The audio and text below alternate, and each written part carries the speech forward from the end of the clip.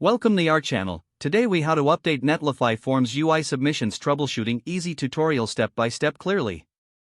To begin troubleshooting your Netlify Forms UI submissions, first, log into your Netlify account. Navigate to the site where your form is located. Click on the Forms tab in the site dashboard.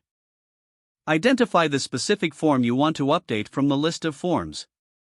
Click on the form name to access its settings and submissions. Review the submission details to check for any issues or errors. If there are unsent submissions, verify if your form's HTML markup is correctly structured. Make sure the form has the correct attributes like name and action tags. Inspect any client-side scripts running on your page that might affect form submission. Check for JavaScript errors in your browser's console that could be preventing submissions. If you need to update the UI, consider using CSS to style the form elements for better visibility. Make necessary changes in your code editor and save the updates. Return to Netlify and refresh the forms page to see the changes. Test the form again by submitting a test entry. Check the Submissions tab to see if the new entry appears correctly. If you encounter errors during submission, re-examine your form element inputs for any misconfigurations. Ensure the action URL is correctly pointing to Netlify's form handling endpoint.